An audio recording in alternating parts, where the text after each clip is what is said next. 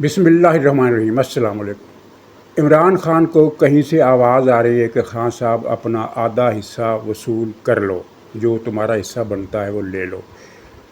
अली अमीन गंडापुर के हवाले से 2 वारदातें, एक वारदात उसने की है और ये उसकी दूसरी वारदात है, और दूसरी इसके अलावा जो तीसरी वारदात है वो उसके साथ होने वाली है। यानी एक वारदात वो कर चुका है, एक वारदात वो कर रहा है और एक वारदात उसके साथ होने वाली है। और कुछ दीगर मौज़ूआत भी हैं, छोटी छोटी बातें हैं, लेकिन शुरुआत करते हैं कि आवाज़ जो आ रही है कि अपना हिस्सा वसूल कर लो। तो एक मैं लतीफ़ा सुनाता हूँ आपको, उससे आपको इसकी ये बात समझ में आ जाएगी। और लतीफ़ा आपने बहुत मरतबा सुना होगा, लेकिन इस तनाजुर में अगर आप इसको सुनेंगे तो आपको लुत्फ़ आएगा। वो लतीफ़ा ये है कि किसी बादशाह का दरबान बड़ा करप्ट था और रिश्वतखोर था। तो एक कलाकार ये सुनकर आया कि बादशाह जो है वो अच्छी कला पर बहुत इनाम देता है। तो उसने अपनी अर्ज़ी लिखाई और फिर बादशाह के दरबार के दरवाज़े पर पहुंचा। तो दरबान ने कहा कि भाई अंदर जाने की इजाज़त मैं तुम्हें तब दूंगा जब तुम मुझसे ये वादा करो कि बादशाह से जो भी इनाम मिलेगा उसका आधा हिस्सा तुम मुझे दोगे, वरना मैं तुम्हें जाने नहीं दूंगा।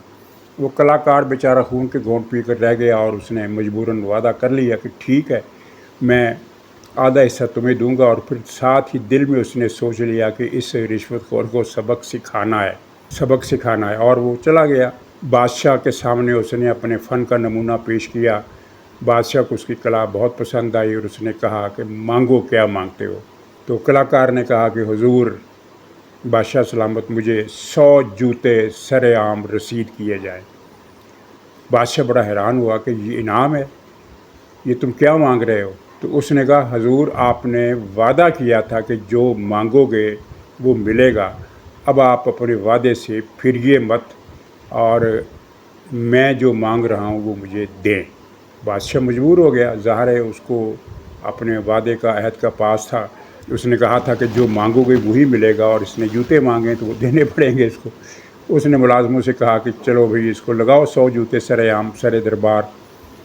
वो मुलाजमों ने इसे जूते मारने शुरू कर दिए, और जब वो 50 जूते वो मार चुके तो उसने कहा कि रुक जाओ, मुआहदे के तहत बाकी आधे जूते जो हैं वो बाहर खड़े मेरे साथी को मिलने हैं। तो जो सज़ा देने वाले थे वो उसके साथ बाहर आ गए और उसने कहा ये दरबान है, ये मेरा हिस्सेदार है और इसके साथ मैंने मुआहदा किया था कि मुझे दरबार से जो मिलेगा आधा हिस्सा तुम्हारा होगा। चुनांचे उसे 50 जूते मारे गए, और मोर ओवर के तौर पर बादशाह को भी गुस्सा था, दरबारियों को भी गुस्सा था। मोर ओवर के तौर पर उसे 50 जूते मज़ीद मारे गए, यानी उसको तो 50 मिले, इसको 100 जूते मिले, 100 जूते मारे। और तो बात यह है कि ये 2 ठगों की कहानी है। यहाँ तो एक कलाकार था, वो ठग नहीं था, उसने तो दूसरे ठग को मज़ा चखाया। लेकिन जहाँ मामला 2 ठगों का है और दोनों ठगों के दरमियान एक मुआहदा हुआ था कि ताहयात बादशाहत करेंगे, आधी बादशाहत तुम्हारी आधी मेरी। और एक ठग का नाम था फैज़ हमीद और दूसरे का नाम था इमरान खान। तय ये हुआ था कि मैं तुम्हें आर्मी चीफ बनाऊंगा, तुम मुझे इलेक्शन दोबारा जितवाओगे और उसके बाद मैं ताहयात बादशाहत करूंगा और तुम ताहयात आर्मी चीफ रहोगे। अच्छा, यहाँ दोनों ठगों के दिल के अंदर ठगी का मादा एक दूसरे के लिए भी था। यानी इमरान खान ये सोच रहा था कि जब मैं ताहयात सदर बन जाऊंगा तो फैज़ को कान से पकड़कर बाहर निकाल दूंगा, क्योंकि ये मुझ पर हुक्म चलाता है, मुझे हदायत देता है, डिक्टेट करता है, तो मुझे तो ताबेदार आर्मी चीफ चाहिए और मैं ले आऊँगा।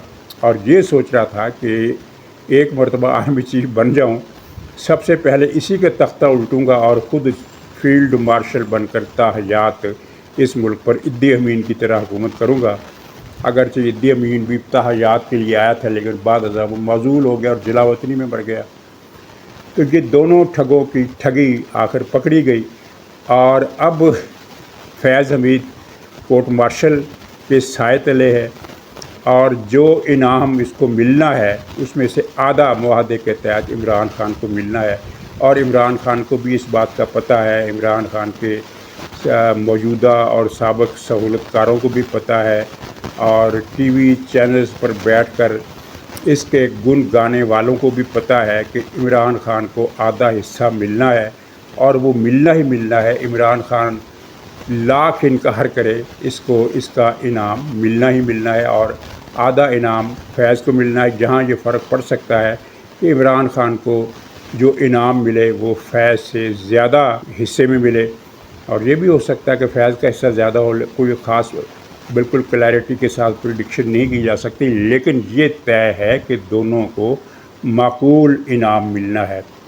بہرحال عمران خان نے کل جیل کے اندر سے ملک گیر تحریک چلانے کی کیا کہنا چاہیے دھمکی دی ہے۔ دھمکی دینے کی تو پوزیشن میں وہ ہے ہی نہیں۔ تحریک چلانے کا ارادہ ظاہر فرمایا ہے، ہم یہ کہہ سکتے ہیں کہ تحریک چلانے کا ارادہ ظاہر فرمایا اور کہا ہے، اور یہ ارادہ جو ہے اگر کے ساتھ ہے۔ اگر سے مراد یہ ہے کہ انہوں نے کہا، عمران خان نے کہا کہ اگر یہ سپریم کورٹ کو تباہ کرنے سے باز نہ آئے تو میں ملک گیر تحریک چلاؤں گا۔ اور سپریم کورٹ کو تباہ کرنے سے کیا مراد ہے؟ مطلب یہ ہے کہ جسٹس منصور کا راستہ نہ روکا جائے۔ وہ فی الحال تو یہ بات ایک یعنی مخمسے میں ہے کہ اس کا راستہ کوئی روک بھی رہا ہے یا نہیں روک رہا، حکومت کے ارادے کیا ہیں۔ سب کچھ تو اپنی اپنی چالیں چل رہے ہیں اور اپنی حکمت عملی چھپا رہے ہیں، لیکن عمران خان کو یہ مشورہ دینا بنتا ہے کہ جناب والا پہلے آپ کہیں جلسہ تو کر لو۔ پختونخوا کے علاوہ کسی اور جگہ پر تمہیں جلسہ کرنے کی تو طاقت نہیں ہو رہی، اور تم پورے ملک میں تحریک چلانے کی بات کر رہے ہو۔ تحریک کا انجام کیا ہوگا وہ سب جانتے ہیں۔ پختونخوا میں کچھ لوگ ضرور نکلیں گے، اور وہ کچھ ہوں گے، کیونکہ اب پہلے جیسی گرم جوشی پختونخوا میں نہیں ہے پی ٹی آئی کے لیے۔ کسی کو بھی اس بارے میں شک ہو تو وہ پختونخوا جا کر دیکھ سکتا ہے۔ یہ ٹھیک ہے کہ اکثریت شاید اب بھی عمران خان کی حامی ہے، لیکن اکثریت اب وہ پہلے جیسی نہیں رہی ہے۔ اور گنڈا پور کے ساتھ جو واردات ہونے والی ہے، پہلے میں اس کا ذکر کر دوں کیونکہ یہ معاملہ اسی کے ساتھ جڑا ہوا ہے۔ پختونخوا کے گورنر نے فیصل کریم کنڈی نے یہ ایک بیان دیا ہے کہ وزیر اعلیٰ گنڈا پور اعتماد کا ووٹ لیں ورنہ ان کے خلاف تحریک عدم اعتماد آ جائے گی۔ اچھا، یہ جو بیان ہے اس کی کچھ قانونی حیثیت نہیں ہے، یعنی یہ صرف ایک بیان ہے، حکم نہیں ہے۔ حکم جو ہے وہ تحریری شکل میں آتا ہے، اور گورنر کی طرف سے وزیر اعلیٰ کو جب خط چلا جاتا ہے کہ تم اعتماد کا ووٹ لو تو پھر اسے اعتماد کا ووٹ لینا پڑتا ہے۔ فی الحال تو یہ بیان ہے، لیکن اس بیان کے پیچھے ایک گیم ہے، اور گیم جو ہے وہ وہی ہے جو گنڈا پور کے ساتھ واردات ہونے والی ہے۔ یہ وہ گیم ہے۔ واردات کیا ہونے والی ہے؟ بظاہر کسی بھی دن یہ گورنر کی طرف سے یہ ہدایت نامہ تحریری شکل میں جا سکتا ہے، یہ آرڈر جا سکتا ہے کہ تم اعتماد کا ووٹ لو، جب کہ کنڈی صاحب کو بھی پتہ ہے اور باقی سب کو بھی پتہ ہے کہ گنڈا پور اعتماد کا ووٹ لینے میں کامیاب ہو جائیں گے، عدم اعتماد ان کے خلاف مشکل ہے۔ تو پھر یہ واردات کیسے ہوئی؟ واردات ایسے ہوگی کہ گنڈا پور کو اعتماد کا ووٹ تو مل جائے گا، لیکن جتنے ووٹوں سے یہ وزیر اعلیٰ منتخب ہوا تھا، یعنی کہ 90 یا 91 ووٹوں سے یہ وزیر اعلیٰ منتخب ہوا تھا، اس کو اعتماد کے ووٹ میں اتنے ووٹ نہیں پڑیں گے، شاید 60 کے قریب ووٹ پڑیں گے، 60 یا 62 اتنے ووٹ پڑیں گے۔ اور یہی چیز ہے جس کو اسٹیبلش کرنے کے لیے یہ گیم بنائی گئی ہے، کیونکہ جب گنڈا پور کو 60 یا 62 ووٹ پڑیں گے تو وہ اعتماد کا ووٹ لینے میں تو کامیاب ہو گیا، لیکن ایکسپوز ہو جائے گا کہ پختونخوا میں گنڈا پور کو اس کی حمایت میں بہت زیادہ کمی آ گئی ہے، اور صرف یہ 5-6 ووٹوں کی اکثریت سے اس نے اعتماد کا ووٹ لیا ہے۔ اس کے بعد گنڈا پور کی حکومت لڑکھڑا جائے گی۔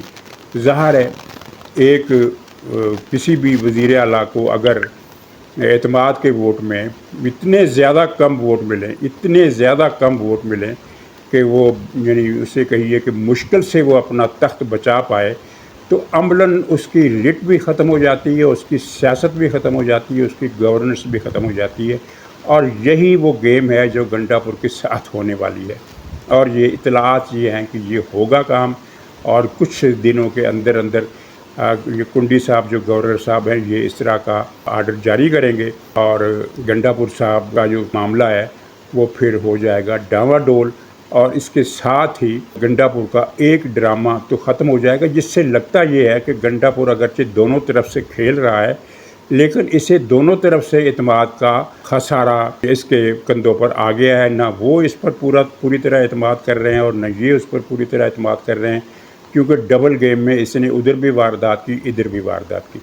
اچھا، اب وہ ان وارداتوں کا ذکر کرتے ہیں جن میں سے ایک واردات گنڈا پور کر چکے ہیں اور دوسری انہوں نے اب کی ہے، اور جس کے نتائج کل پرسوں آ جائیں گے۔ یہ ایک واردات میں نے اپنے ولاگ میں اس کا ذکر کیا تھا کہ جو وہ 22 اگست کا جلسہ تھا اسلام آباد کا، جس میں عمران خان نے گنڈا پور کو حکم دیا تھا کہ صوبہ پختونخوا کے تمام صوبائی لاؤ لشکر کے ساتھ تم نے اسلام آباد پر چڑھائی کرنی ہے۔ اور ناظرین، اس عمران خان کو تسلی دینے کے لیے کہ ہاں ہم یہ سب کچھ کر رہے ہیں، آپ کو یاد ہوگا کہ سبابی میں سرکاری کرین، ٹریکٹر، ٹرالیاں اور دوسری ہیوی مشینری اکٹھی کر دی گئی تھی، اور سب اخبارات میں اور ٹی وی چینلز میں یہ خبر چلی تھی کہ سبابی میں سرکاری وسائل اکٹھے کیے جا رہے ہیں۔ یہ سارا ایک جعلی ڈرامہ تھا جس کا مقصد صرف عمران خان کو یہ بتانا تھا کہ جو آپ کا حکم تھا اس کی تعمیل ہو رہی ہے، یہ دیکھو اتنی کرینیں پہنچ گئی، 3 کرینیں شاید پہنچی تھی، اس طرح کی خبر چھپی تھی کہ 3 کرینیں، اگرچہ یہ بہت کم تھی اسلام آباد پر چڑھائی کے لیے، اور دوسرا ساز و سامان، ٹریکٹر، ٹرالیاں، وہ کیا ہوتے ہیں، بلڈوزر اور پتہ نہیں کیا، کچھ ہر قسم کا سامان جو تھا وہ وہاں پہنچا دیا گیا تھا۔ لیکن جیسا کہ میں نے آپ سے عرض کیا تھا کہ گنڈا پور نے متعلقہ حکام کو، یعنی جن کے بارے میں کہا جاتا ہے کہ گنڈا پور، پی ٹی آئی والے کہتے ہیں کہ گنڈا پور دراصل ان کا اعلی کار ہے، تو جن کا بقول پی ٹی آئی کے یہ اعلی کار تھا ان کو گنڈا پور نے بتا دیا تھا کہ جناب میں کسی جلوس کی قیادت کرتے ہوئے اسلام آباد نہیں پہنچوں گا، اور جلوس کے دن 2 گھنٹے پہلے میں بیمار ہو جاؤں گا اور جلوس کی قیادت میں نہیں کروں گا۔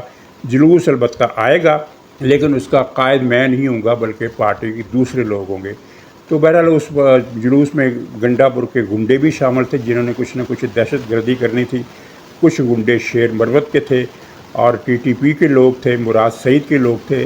ایک لمبا چوڑا پروگرام ان کا دہشت گردی کا تھا، لیکن جب گنڈا پور کا یہ ارادہ پی ٹی آئی والوں کو بھی پتہ چل گیا کہ گنڈا پور نے تو نہیں قیادت کرنی، یہ میں آپ کو بتا دوں، میں نے پہلے پروگرام میں یہ بات نہیں بتائی تھی کہ عین وقت پر 1-2 دن پہلے پی ٹی آئی کو پتہ چل گیا تھا کہ گنڈا پور صاحب جلوس کی قیادت نہیں کر رہے، چنانچہ پھر وہ سارا ڈرامہ سٹیج کیا گیا اعظم سواتی والا، اور پھر وہ طے کیا گیا کہ عمران خان نے ملک کے وسیع تر مفاد میں یہ فیصلہ کیا ہے کہ 22 اگست کا جلسہ ملتوی کر دیا جائے۔ تو اب کیا ہوا؟ آج 5 تاریخ ہے، 4 تاریخ کو گنڈا پور نے عدالت کو بتایا، گنڈا پور کی وکیل نے، کہ جناب سیلاب میں امدادی کاموں کی نگرانی کرتے ہوئے، دورہ کرتے ہوئے گنڈا پور صاحب کا پاؤں پھسل گیا ہے، جن کی وجہ سے ان کے ٹانگ پر ایک چوٹ لگ گئی ہے اور ٹانگ میں درد ہو رہا ہے، اور ڈاکٹروں نے 7 دن کا آرام بتایا ہے۔ یعنی 5 تاریخ یہ ہو گئی، صبح آج 5 ہو گئی، 6 دوسری تاریخ، 7 تیسری تاریخ، 8 چوتھی تاریخ، اور اس کے بعد مزید 3 دن تک ڈاکٹر صاحب نے آرام کرنے کے بتایا۔ اب پنڈلی میں کوئی موچ نہیں آئی، کوئی ہڈی کریک نہیں ہوئی، کوئی ایسا زخم نہیں آیا کہ جس کے لیے 7 دن آرام کرنا پڑے۔ آپ کو یاد ہوگا پرویز الہی کا ہاتھ اسمبلی میں دھینگا مشتی کے دوران ٹوٹ گیا تھا، آپ نے وہ دیکھا ہوگا، پلاسٹر کرایا تھا اس نے کہ یہ میرا ہاتھ کی ہڈی ٹوٹ گئی ہے، اور اگلے دن جناب وہ ڈاکٹروں نے پائیوڈین کے وہ لیکوڈ لگا کر اس کو، یا مرم لگا کر وہ ٹوٹی ہوئی ہڈی جوڑ دی تھی۔ ایک کمال کی بات یہ پرویز الہی کے ساتھ ہوئی تھی، پرویز الہی نے کی تھی، یہ لوگوں نے اس کو کرامت بھی سمجھا کہ ٹوٹی ہوئی ہڈی پائیوڈین لگانے سے جڑ گئی، اور وہ بھی ایک ہی دن میں، ہفتے میں نہیں، 10 دن میں نہیں، مہینے میں نہیں، بلکہ ایک ہی دن میں۔ لیکن گنڈا پور کو ایسی وہاں چوٹ لگی ہے پھسلنے سے کہ جناب ڈاکٹروں نے اس کو 7 دن کے آرام کا بتایا ہے۔ اچھا، اب یہاں ایک اور بات پر غور کیجئے، کوئی وزیر اعلیٰ ہو، سندھ کا ہو، پنجاب کا ہو، پختونخوا کا، بلوچستان کا، کسی بھی صوبے کا وزیر اعلیٰ ہو، وہ جب دورہ کرتا ہے تو اس کے ساتھ کتنے فوٹوگرافر ہوتے ہیں، موبائل فون والے بھی اور دوسرے پریس کے جو کیمرے ہوتے ہیں وہ بھی، کتنے لوگ ہوتے ہیں، اور حکومت کی اپنے فوٹوگرافر بھی ہوتے ہیں، یعنی سرکاری محکمہ اطلاعات کے جو فوٹوگرافر ہوتے ہیں وہ الگ ہوتے ہیں، پارٹی کے حامی الگ ہوتے ہیں، یوٹیوبر الگ ہوتے ہیں، اخبارات ٹی وی کے چینلز کے فوٹوگرافر الگ ہوتے ہیں۔ کیا کسی ذریعے سے یہ خبر یا فوٹیج آئی کہ سیلاب میں امدادی کاموں کا معائنہ کرتے ہوئے گنڈا پور صاحب کا پاؤں پھسل گیا؟ نہیں آئی۔ مطلب یہ ہے کہ وہ فلم بنانا بھول گئے۔ تو ان کے لیے مشورہ یہ ہے کہ اب آپ فلم بنانا تو بھول گئے تو کوئی بات نہیں، آج بنا لیں، اسی جگہ دوبارہ پہنچیں، فوٹوگرافر ساتھ لے کر جائیں، اور جہاں آپ نے جو جگہ آپ کو زیادہ پسند ہو کہ بھئی جہاں میں پھسلا تھا تو فلم نہیں بن سکی تھی تو وہاں دوبارہ پھسل جائیں، اور فوٹوگرافر فلم بنا دے اور وہ ویڈیو کلپ جو ہے وہ آپ میڈیا کو بھی دے دیں، سوشل میڈیا کو بھی دے دیں۔ یعنی یہ جو سارا ڈرامہ ہے پاؤں پھسلنے کا، اس کا لنک کچھ لوگ تو بتا رہے ہیں کہ وارنٹ گرفتاری سے، لیکن اس کا تعلق اس سے نہیں ہے، اس لیے کہ وارنٹ گرفتاری عدالت نے بعد میں جاری کیے۔ اس نے عدالت میں حاضری سے استثناء کے لیے پاؤں پھسلنے کا جو واقعہ وہ پہلے بتایا، اور اس کا تعلق اسی بات سے ہے کہ خان صاحب کو یہ پیغام دینا مقصود ہے کہ خان صاحب میں تو گر گیا ہوں، میرے تو ٹانگ میں چوٹ لگ گئی ہے اور میں تو جلوس کی قیادت کرتے ہوئے نہیں آ سکتا۔ اور آپ کو دلچسپی کی بات میں آپ کو یہ بتاؤں کہ 22 تاریخ کی اس دھوکے بازی کا عمران خان کو پورا علم تھا، اس کے باوجود عمران خان نے دوبارہ گنڈا پور ہی کو حکم دیا کہ 8 ستمبر کے جلسے کا سارا انتظام بھی تم نے کرنا ہے اور پشاور سے بڑا جلوس لے کر بھی تم ہی نے آنا ہے۔ اب سارا نثار ان کا پختونخوا پر ہے، اور اسلام آباد میں یہ جلسے کی جگہ بار بار، جلسے کی تاریخ بار بار اسی لیے دیتے ہیں کہ وہاں سے پختونخوا کے لوگوں کو پہنچنے میں آسانی ہوگی۔ پنجاب سے کوئی نہیں آتا، سندھ سے کوئی نہیں آتا، لاہور، ملتان، پنجاب کے کسی بھی شہر سے ان کے جلسے میں کوئی نہیں آتا۔ جتنے بھی لوگ آتے ہیں وہ پختونخوا سے ہوتے ہیں، اور ان میں آدھے سے زیادہ افغان مہاجر ہوتے ہیں، وہ افغان مہاجر جو غیر قانونی طور پر پاکستان میں مقیم ہیں، جن میں سے کچھ کو بمشکل 10% کو نکالا گیا اور باقی اب بھی یہیں مقیم ہیں، اور وہ تحریک انصاف کے جلسوں کو، چاہے وہ ثوابی میں ہو، چاہے وہ ڈیرہ اسماعیل خان میں ہو، چاہے وہ سوات دیر میں ہو، ان جلسوں کو جو بھرتے ہیں وہ یہی افغان مہاجر بھرتے ہیں۔ تو یہ گنڈا پور کی ایک تازہ واردات ہے جس نے پیشگی بتا دیا ہے کہ سرکار میں تو جلسے میں نہیں آ رہا، اور ویسے بھی جلسہ مشکوک ہو گیا۔ میں نے 2-3 دن پہلے مجھے پتہ چلا تھا، اور میں نے آپ سے بھی، آپ کی خدمت میں بھی یہ اطلاع دے دی تھی کہ خود عمران خان بھی جلسے کے بارے میں کچھ زیادہ پرجوش نہیں ہے۔ اس کو جو آنے والے حالات ہیں وہ اتنے زیادہ ڈرا رہے ہیں کہ اس کو سمجھ میں نہیں آتی۔ صرف اس کو اب اسلام آباد ہائی کورٹ کا آسرا ہے، یا ایک مدھم آسرا اکتوبر والا ہے کہ اکتوبر میں جب وہ آئے گا منصور شاہ تو میرے وہ سارے مقدمات ختم کر دے گا اور مجھے حکومت دلوا دے گا۔ حالانکہ اس کو یہ بات ذہن میں رکھنی چاہیے کہ جنرل فیض ریٹائر ہو گئے ہیں، اب منصور شاہ بھی کوئی فیصلہ اس طرح کا نہیں دے سکتا۔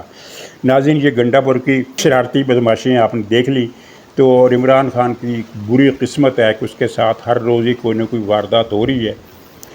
ناظرین، جو قومی اسمبلی میں بل پیش ہو رہے ہیں، اگرچہ وہ فی الحال تو پرائیویٹ ممبر کے طور پر نور عالم صاحب نے پیش کیے ہیں، لیکن اسی مہینے جو بل پاس ہونے ان میں سے ایک دوہری شہریت والے لوگوں پر جج بننے کی پابندی کا قانون بھی شامل ہے، اور اس دوہری شہریت کا مطلب صرف پاسپورٹ والی شہریت نہیں ہے، بلکہ اس میں گرین کارڈ والی شہریت بھی شامل ہوگی، یہ اس میں صراحت کی جائے گی۔